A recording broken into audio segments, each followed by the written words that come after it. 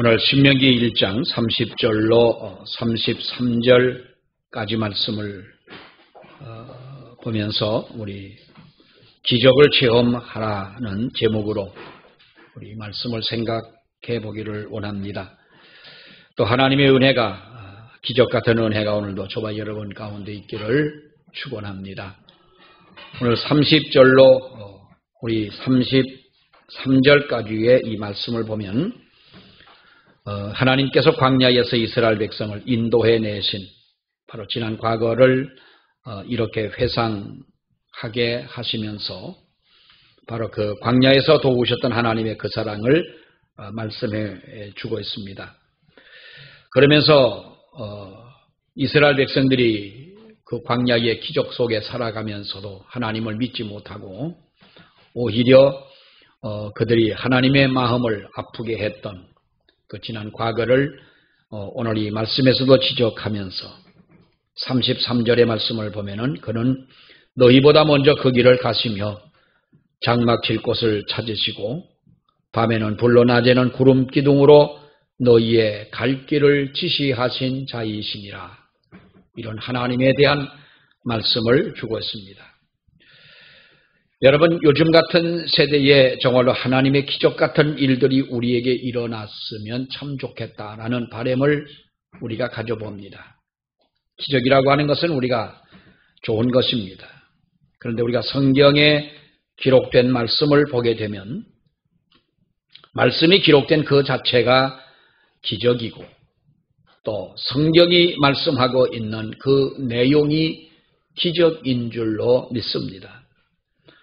성경 창세기 1장 1절에 있는 말씀부터를 보게 되면 우리가 뭐라고 말씀하고 있습니까? 하나님이 태초에 천지를 창조하셨다라고 말씀하시면서 빛이 있으라 하심에 빛이 있었고 물 가운데에 궁창이 있으라 하시고 물과 물로 나뉘게 하시니 그대로 되었고 나무나 풀이나 모든 것들이 하나님의 말씀으로 그렇게 되라 하심에 그렇게 되었더라. 성경은 그렇게 우리에게 말씀하고 있습니다. 하나님이 말씀하신 대로 그대로 되었다. 여러분, 이것이야말로 우리가 기적이란 말 외에 다른 말로 우리가 무엇이라고 표현을 할 수가 있겠습니까? 그리고 더 신기한 것은 우리는 그 말씀을 그대로 믿을 수 있게 됐다고 하는 것입니다. 사랑하는 여러분, 우리가 달리 그래서 표현한다면 기적을 믿지 못하는 것은 하나님을 믿지 못하는 것이다. 우리는 하나님의 기록된 이 말씀, 하나님의 역사하신 하나님의 그 역사, 천지를 창조하신 하나님의 그 기적, 이것을 우리는 믿습니다. 1.1획도 변함이 없으신 하나님의 말씀이고 우리는 조금도 의심 없이 우리가 이 말씀을 믿는다고 한다면 여러분, 우리는 기적 속에 살아가는 우리들이고 하나님의 이 기적을 믿는 우리의 마음 속에는 또 하나의 작은 기적이 우리 가운데 이루어지고 있는 지금 현재형이 아니냐라고 하는 것입니다. 천지를 만드신 분이 하나님이시고 하나님이 말씀하신 것은 그대로 되는 것을 믿는 자체가 믿음이 아니면 우리가 가능한 것이겠는가라는 것이죠. 사랑하는 여러분, 우리는 천지를 창조하신 그 하나님의 기적을 믿습니다.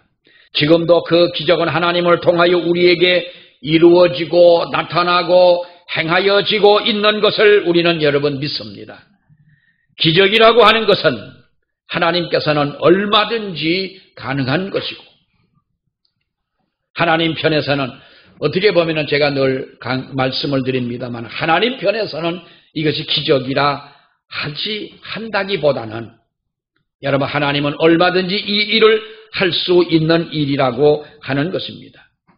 우리가 기적에 대한 이해라고 한다면 하나님의 본성에 대한 우리가 이해라고 할 수가 있겠습니다. 어린이들이 어른의 세계를 볼 때에 신비해합니다. 또 그들은 어른의 하는 일들을 따라 할 수가 없습니다. 어린 아이들의 머리로는 어른들의 세계를 이해하기가 어려운 것입니다. 그러나 우리 어른들의 세계에서는 그것이 자연스러운 일이라고 하는 것이지요. 기적은 사람의 머리로 우리가 상상할 수 없는 어떠한 기이한 현상들이 나타나고 또 우리가 늘 생각하고 있는 것처럼 하나님의 기적은 정말로 우리가 이해할 수 없는, 우리가 이룰 수 없는 일들이 우리 가운데 이루어질 때에 우리는 기적이다라고 말하고 있습니다만은 우리는 지금 숨쉬고 이렇게 살아가는 하나님 앞에 예배하는 이 자체도 기적인 줄 믿으시기를 바랍니다. 우리는 기적에 대한 두 가지 잘못된 견해를 가지고 있습니다. 기적을 무시하는 사람들이 있는가 하면 또한 기적을 너무나도 의존하는 사람들이 있습니다. 지금 과학시대에 무슨 기적이 나타나느냐? 그야말로 기적을 우리는 하나의 이 세상에 이루어질 수 없는 한 사건을 그저 바라기만 하는 그런 마음으로 기적을 이해하려고 하는 사람들이 있습니다만은 그러나 어떤 사람들은 기적, 어떤 하나님의 은사, 하나님의 역사, 이런 신비한 체험 이것만 쫓아다니는 사람들이 있는데요. 여러분 우리가 그렇지 않습니까? 평생을 살아가면서 하나님의 기적을 우리는 몇 번이나 봅니까?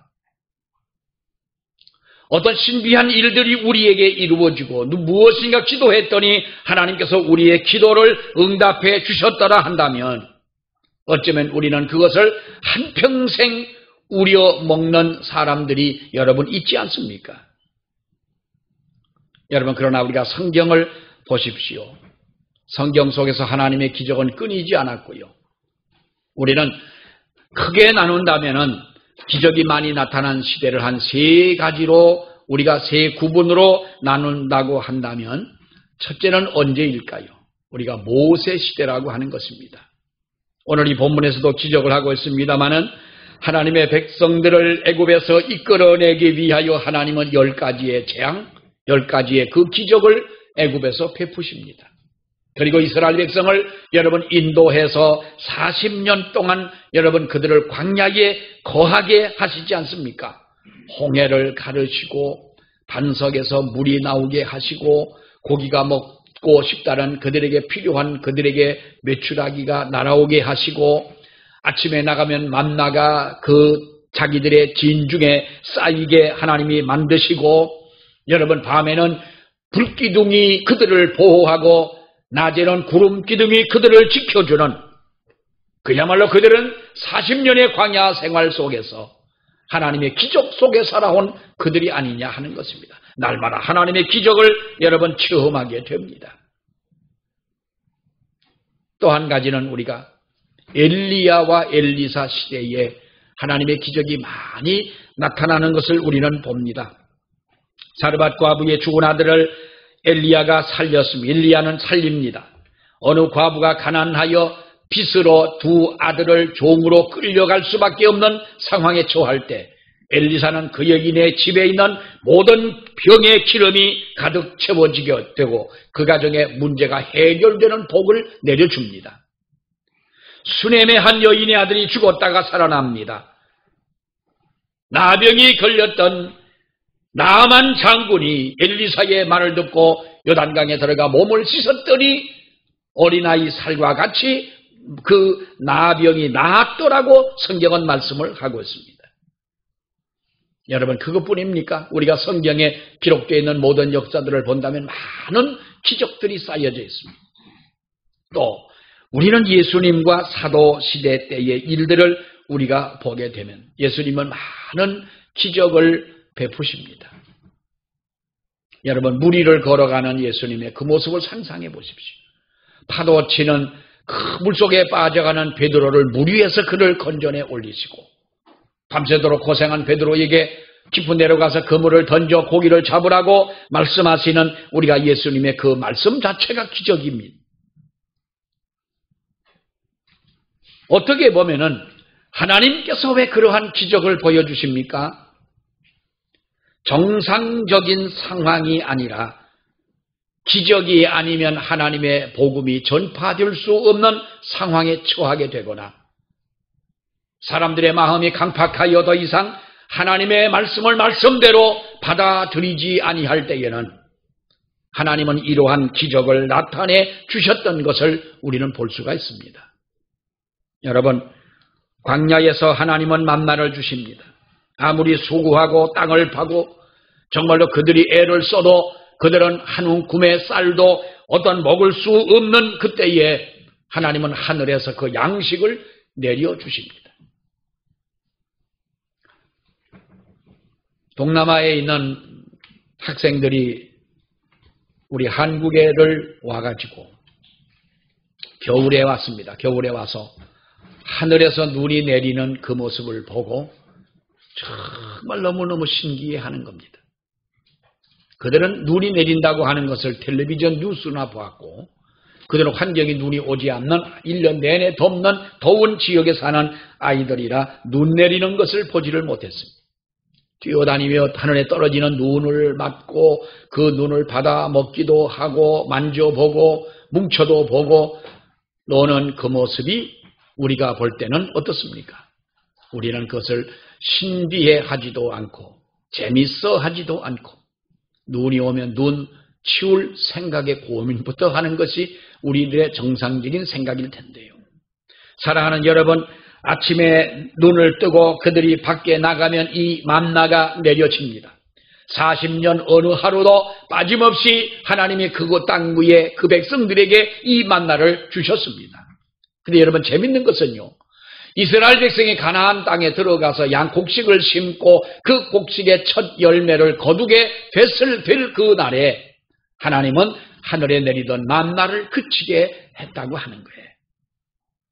여러분 보세요. 하늘에서 내려오는 것만이 기적이 아니라 땅에서 솟아나는 것도 하나님의 기적이며 우리가 하나님께서 하늘에 떨어지는 것만 기적이 아니라 이 땅 위에서 멈춰지는 것도 기적이라는 것이지요.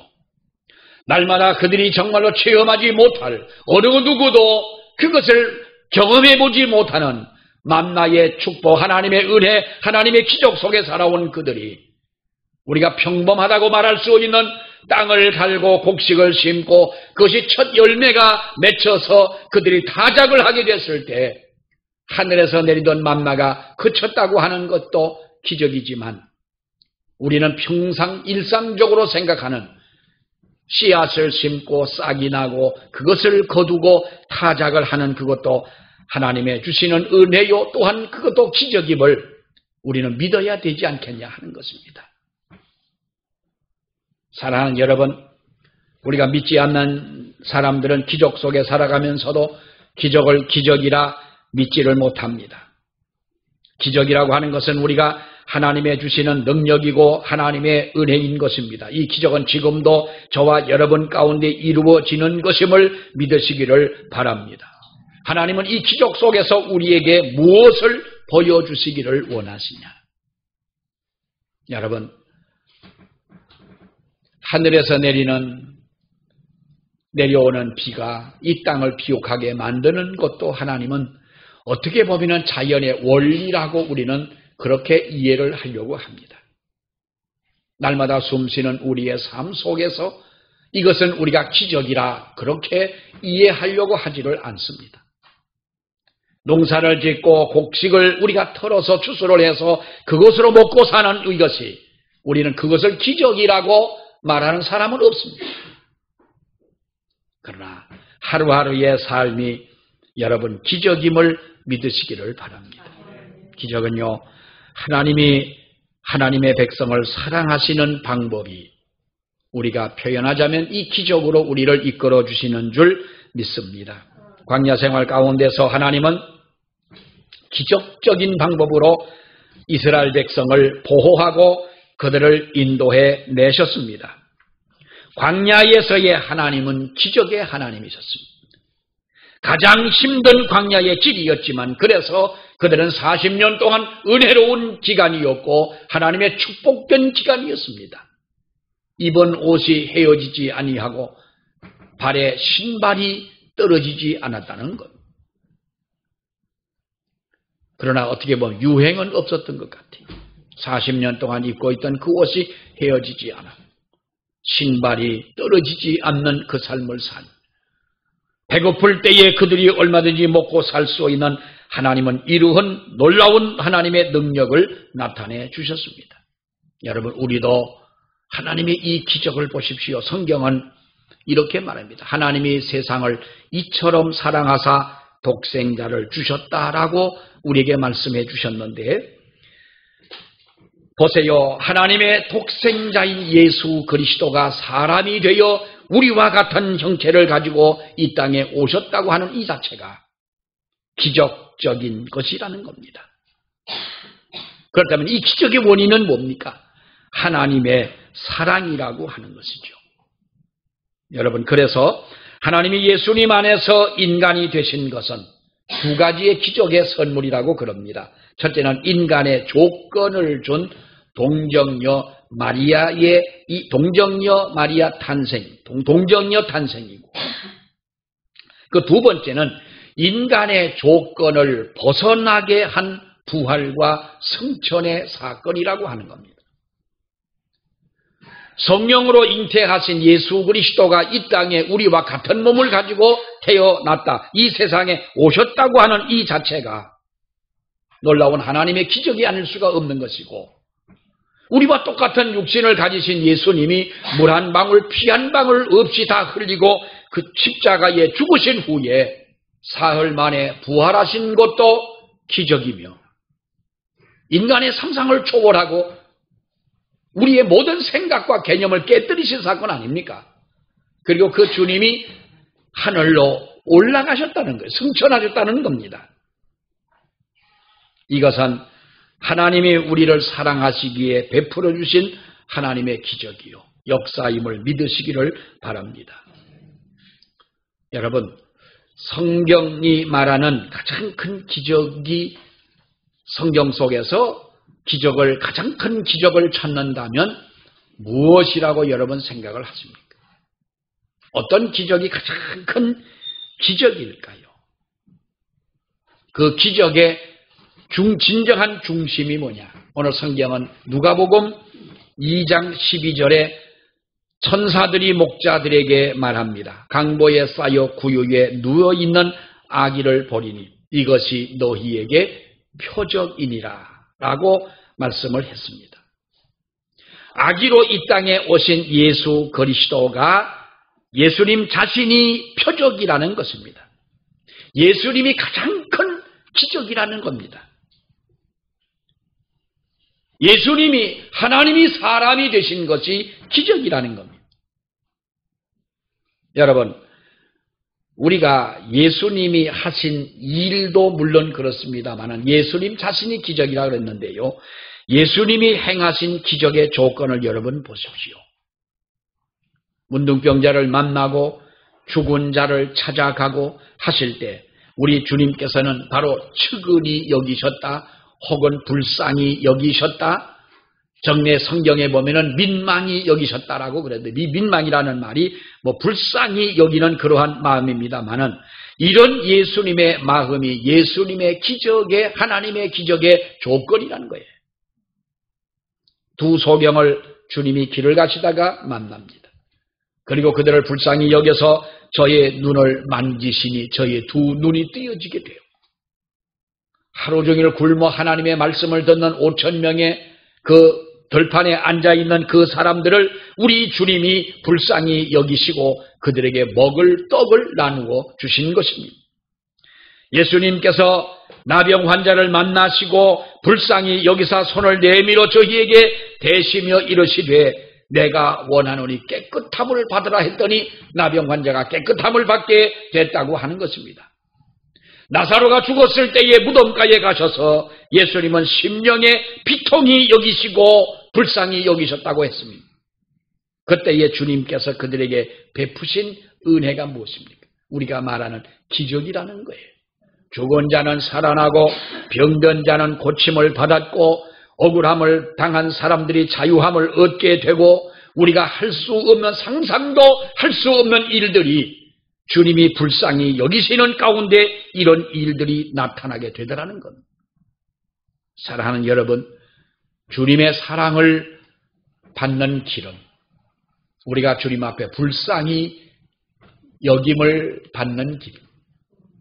우리가 불쌍하게 초라하게 그런 행색을 하라는 것이 아니라 주님이 나를 긍휼히 여기실 만큼 우리가 회개하고 주님 앞에 자복하고 정말로 주님께서 우리를 뒤돌아 보실 만큼 내가 간절함이 있을 때 주님은 우리를 불쌍히 여기시고 우리 가운데 임하시고 그 가운데 하나님께서는 우리에게 필요한 하나님의 놀라운 기적을 이루어 주시는 줄 믿으시기를 바랍니다.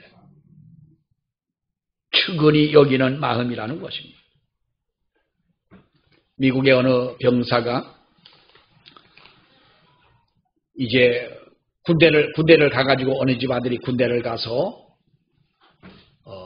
전쟁터에 나아가게 됩니다. 전쟁터에 치열한 전쟁을 하고 그 아들은 그 전쟁터에서 목숨을 잃었습니다. 집에서 기다리는 어머니에게 그 사랑하는 아들의 전사됐다고 하는 통보를 어느 동료를 통해서 전해지게 됩니다. 당신의 아들이 죽었다고 아들과 같은 이 다른 동료가 그 소식을 전할 때 전보를 움켜잡고 부둥켜 안고 그 어머니는 한참을 눈물을 흘립니다. 그때에 옆에 서 있던 그 아들의 동료가 어머니에게 그렇게 물었습니다. 어머니, 사랑하는 아드님은 이제 다시 만날 수가 없지만 언제가 만약에 그 아들과 잠깐이라도 재회를 만약에 할 수 있는 그런 시간이 된다면 어느 때가 아들과 큰 아들을 생각나고 그 아들을 만나고 싶습니까? 행복했던 시절이 아니고 그 아들이 씩씩한 모습으로 군대를 가던 그때의 그 모습이 아니라 어느 날인가 그 아이가 철없이 잘못을 해서 회차리를 맞고 매를 맞고 문 밖에 나가서 울고 서 있는 그때에 어느 날인가 그 모습을 하고 있던 그 아들의 모습, 그 순간 그 아들과 함께 만나고 싶다는 거예요. 우리가 어떤 사람을 추억할 때에 우리는 좋은 일들만 추억하고 있지 않습니까?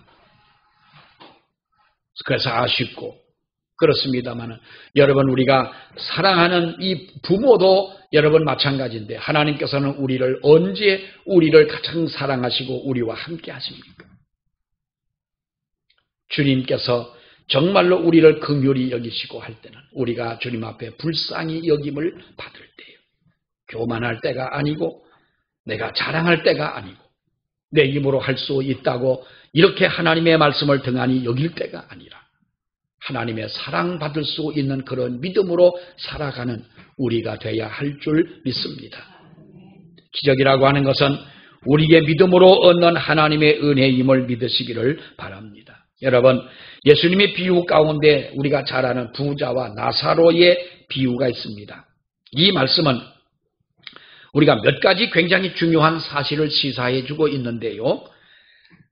예수님의 비유의 말씀이 아닙니까? 그러니까 하도 이 말씀을 많이 듣다 보니까 우리는 이것이 실제적으로 있었던 일처럼 우리에게 각인이 되어 있기는 합니다만은 낙원과 음부의 모습을 우리는 이 비유 속에서 볼 수가 있었습니다. 그리고 기적에 대한 우리의 자세를 여기서 알려주고 있는데 잘 알다시피 나사로는 부잣집 문 앞에 앉아있던 거지였습니다. 그런데 어느 날 그가 죽어서 그는 바로 천국에 들어갑니다. 낙원에 들어가서 아브라함의 품에 안겼고 그 부자도 죽었는데 이 부자는 음부에 들어갔더라는 겁니다. 어느 날 이 부자가 쳐다보니까 저 낙원에 아브라함의 품에 안겨있는 자기 집 문 앞에 있던 거지 나사로의 모습이 보여집니다. 그 뜨거운 고통 그것을 견디지 못해서 이 부자는 아우성을 치고 소리를 칩니다. 아브라함에게 나사로의 손가락에 물 한 방울만이라도 좀 떨겨줘서 내 입을 좀 내 혀를 좀 서늘하게 해달라. 그랬더니 어떻게 하든 거절을 당하고 맙니다. 그때에 이 부자는 순간적으로 생각을 합니다. 내 형제 다섯이 아직도 죽지 않고 세상에 있는데 저들이 하나님 믿지 않고 있다가 죽으면 나 같은 이런 지옥에 빠질 텐데 그러면 나사로를 보내가지고 내 형제들이라도 나 있는 곳에 오지 않도록 좀 해달라고 또 부탁을 할 때에 아브라함이 뭐라고 말합니까? 여기에서 아브라함이라고 하는 것은 하나님을 의미하지요. 하나님이 뭐라고 말씀합니까? 이미 모세와 선지자가 있지 않느냐. 이 말은 구약 성경이 있고 하나님의 말씀이 있지 않느냐. 이미 모세와 선지자가 있는데 이들의 말을 듣지 아니하는 자들이 죽은 자가 살아나서 간다 할지라도 말씀을 믿지 않는 그들이 죽은 자가 살아나서가 전도를 한다고 듣겠느냐는 거예요.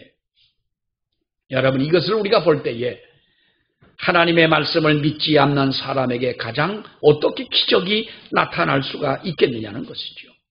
믿음 없이는 기적을 믿을 수가 없는 것이고 믿음이 없으면 기적 또한 일어나지 않는다는 것입니다. 하나님의 말씀을 믿으라는 것이지요. 그 가운데서 하나님의 기적과 하나님의 놀라운 은혜가 함께 한다는 사실인 것입니다. 여러분, 우리들이 기적 속에 살고 있다는 것을 알고 믿는 사람들은 얼마나 될까요? 우리의 평상 일상적인 이 삶 속에서 여러분, 우리가 살아있다는 것을 기적이라고 우리는 말할 수가 있습니까? 날마다 숨쉬고 살아가는 이 삶이 기적이다라고 여러분 정말로 하나님 앞에 이런 고백을 할 수가 있겠습니까? 우주 공간에 매달려 있는 이 작은 이 지구라는 별 위에서 우리가 오늘도 조용하게 살아갈 수 있게 해주신 것이 우리는 기적임을 믿으시기를 바랍니다. 질서의 하나님이 오늘도 세상을 질서 있게 이끌어 가시는 것이 여러분 기적 중에 기적인 것입니다. 더 나가서 볼 때에 우리가 그리스도인이 된 것이 기적임을 믿으시기를 바랍니다. 우리들이 믿음으로 하나님의 자녀가 된 것이 기적임을 믿으시기를 바랍니다. 하나님의 기적이 아니라면 우리가 주님 앞에 이러한 믿음의 사람이 될 수가 있겠네요. 저와 여러분들이 이렇게 하나님의 거룩한 구원의 반열에 우리가 들어갈 수가 있겠느냐는 것이지요. 켈빈 밀러라는 미국 침례신학대학원의 교수님이 계십니다. 그분은 이렇게 말합니다. 회심은 모든 것 중에 가장 위대한 기적이다라고 말합니다. 하나님과 함께하는 삶 전체가 바로 기적이라는 것이죠. 저는 천국은 그리스도의 기적 가운데 가장 훌륭한 최후의 기적이다. 그리스도 하나님과 동행하는 삶이 기적이고 하나님의 나라에 들어가 살아가는 하나님의 나라에 들어갈 수 있는 그것이 여러분 기적이라는 거예요. 기적은 우리에게 지금도 진행 중임을 믿으시기를 바랍니다. 하나님이 베푸시는 방법은 달라도 여러분 하나님께서 역사하시는 그 하나님의 사랑과 역사는 여전히 계속된다고 하는 것이죠. 지금도 끊임없이 하나님의 역사는 우리 가운데 이루어진다고 하는 것입니다. 우리가 사는 것이 하나님의 기적이고 하나님을 믿는 것이 기적입니다. 예나 지금이나 동일하신 그리스도께서 우리를 이끌어 주시는 이 삶 자체가 여러분 기적이라는 거예요. 그 가운데 가장 큰 기적인 무엇이냐? 기적 속에 살아가면서도 우리가 그 기적 속에 가장 큰 기적이 뭡니까? 어떤 신학자는 말합니다. 우리들의 마음의 변화가 기적이라는 거예요. 우리들의 마음의 변화가 기적이다. 여러분, 우리가 역사를 보십시오. 어떤 하나님 앞에 귀하게 쓰임을 받은 사람들, 정말로 이 사도 바울이나 또 프랭크 모리슨 같은 사람은 무신론자인 이 사람 아닙니까? 그러니까 이 사람은 글을 쓰는 사람이라 그리스도의 기적이 얼마나 거짓되고 허무한 것이냐라는 것을 파헤치기 위해서 그 연구를 하고 글을 쓰다가 기적의 베일을 벗기겠다고 했습니다. 그러다가 이 사람은 여러분 어떻게 됩니까? 그 모든 연구한 것들이 수표로 돌아가고 예수 그리스도의 부활을 믿게 됩니다. 예수 그리스도의 승천을 믿게 됩니다. 예수님이 하나님의 아들 되심을 그가 믿게 되고 누가 돌을 옮겼는가라는 책을 그가 쓰게 됩니다. 우리들의 마음속에 이 변화는 놀라운 하나님의 그야말로 변화 중에 이 변화는 기적인 것입니다. 우리가 지금도 하나님은 우리에게 이러한 변화가 일어나기를 원하고 계심을 믿으시기 바랍니다. 우리는 지금도 기적 속에 살아갑니다. 올해도 같은 경우에 여러분 보세요. 많은 사람이 이 어둠 속에 창궐한 이 역병 속에 죽어갑니다. 고통을 당합니다. 그러나 하나님이 우리를 지켜주심도 하나님의 은혜임을 믿습니다. 그것뿐이겠습니까? 코로나라고 하는 것이 오늘 이 1년 동안 우리들에게 정말로 주된 어떤 주제고 가장 많이 들어온 이야기 중에 하나겠습니다만은 우리가 그것 말고도 우리가 하나님의 기적 속에 우리는 지금까지 여러분 살아왔습니다. 하나님의 기적 속에 은혜 가운데 살아왔다면 우리도 하나님의 그 기적을 이루는 일에 쓰임받는 우리들이 되어야 하지 않겠느냐. 이것이 우리가 기적을 체험하는 우리 삶이 되는 줄로 믿습니다. 우리가 전하는 하나님의 복음이 다른 사람의 마음속에 하나님의 성령의 감동을 통하여 정말로 전도의 열매가 이루어지게 된다면 이것보다 더 큰 기적은 없을 것입니다. 지옥으로 끌려가는 한 영혼이 회개하고 돌이켜 하나님 앞으로 돌아서는 우리가 그 역사는 하나님이 가장 원하시는 또한 이 세상에서 이루어지는 기적인 것입니다. 이 은혜 가운데 살아감을 감사하고요. 날마다 기적을 체험하는 저와 여러분이 되시기를 바라고 또한 우리도 하나님의 그 기적을 이루시는 데에 쓰임받는 저와 여러분이 되시기를 주의 이름으로 축원합니다. 기도하겠습니다. 하나님 아버지 은혜를 감사합니다. 주께서 이스라엘 백성을 40년 동안 광야에서 인도하실 때 하나님은 기적으로 그들을 이끌어 내셨습니다. 그들이 가나안 땅에 들어가서 첫 곡식을 추수한 날 광야에서 먹었던 모든 만나가 그쳐진 것도 하나님의 기적 중에 기적임을 아버지여 믿습니다. 하늘에서 내려오는 것이 기적이라면 땅에서 솟는 것도 기적이며 우리들이 일상적으로 느끼고 만나고 하는 이 모든 일들도 우리가 오늘도 숨쉬고 일어나 하나님을 찬양하며 아버지 앞에 예배하며 하나님의 거룩한 주의 말씀을 믿는 자체도 우리의 마음속에 놀라운 하나님의 은혜의 기적임을 주여 믿습니다. 자비로우신 아버지 하나님, 날마다 기적 속에 살아가는 저희들이 더욱더 하나님의 은혜에 감사하며 더욱더 주님을 찬양하며 또 더욱더 앞으로 하나님의 기적을 이루는 일에 쓰임받는 우리 모든 성도들 될 수 있도록 아버지여 도와주시옵소서. 예수님 이름으로 기도하옵나이다. 아멘.